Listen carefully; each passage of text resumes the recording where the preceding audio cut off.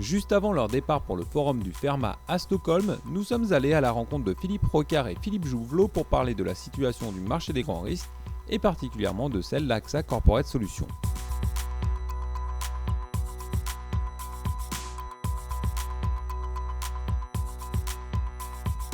Responsabilité civile à travers le moindre production de rendement financier par les placements. C'est évidemment quelque chose qui se fait graduellement, mais clairement nous sentons depuis plusieurs années la baisse des produits financiers, donc la nécessité d'avoir une évolution tarifaire en augmentation. D'autres branches qui sont aussi des branches longues sont évidemment potentiellement touchées. Deux branches longues que l'on peut citer. La première, c'est l'automobile. Pourquoi est-ce que c'est une branche longue? Vous me direz qu'un accident de voiture, normalement c'est traité très rapidement. Oui pour les dégâts matériels, non pour les aspects corporels, puisque là les sinistres corporels prennent du temps avant que les victimes ne soient, comme on dit, en assurance consolidée, donc leur évolution se soit arrêtée, stabilisée. Et donc c'est une branche longue, et donc là aussi les produits financiers jouent un rôle. Donc la nécessité d'avoir des augmentations de primes que l'on voit d'ailleurs dans un certain nombre de marchés en Europe sur l'automobile. La construction est une autre branche longue que l'on pourrait citer.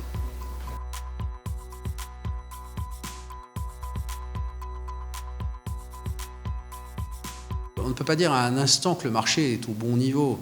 Le marché tient compte d'un certain nombre de paramètres. Si des paramètres évoluent, le marché, d'une manière ou d'une autre, tôt ou tard, fera une adaptation à ces nouveaux paramètres.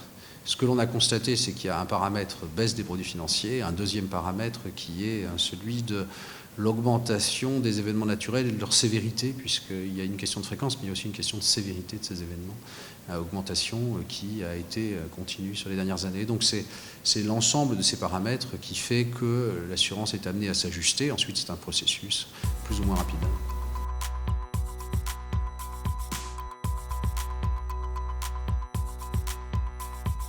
Vraiment, notre politique de souscription a une volonté d'être très sélective et de regarder sur le marché les éléments qui sont bien pricés, et ceux pour lesquels nous pensons qu'il y a une bonne mutualisation et qu'on la comprend bien, et puis ceux pour lesquels nous pensons qu'il n'y a pas les bons équilibres et qu'il y a un déséquilibre entre l'offre et la demande sur un certain nombre de paramètres par rapport au prix de revient.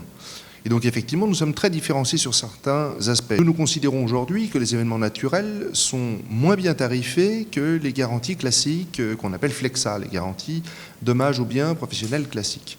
Donc c'est vrai qu'être surpondéré en événements naturels est probablement la pire des positions à avoir pour avoir le meilleur pricing global de son portefeuille. Il est donc souhaitable dans l'équilibre de son portefeuille d'être un peu sous-pondéré en événements naturels par rapport aux autres garanties classiques. C'est d'ailleurs cette politique menée depuis 2-3 ans par AXA Corporate qui fait que la part de marché des sinistres 4 est un peu inférieure à la part de marché que nous avons sur les autres événements. Et donc nous pensons que ça a été une bonne politique à mener.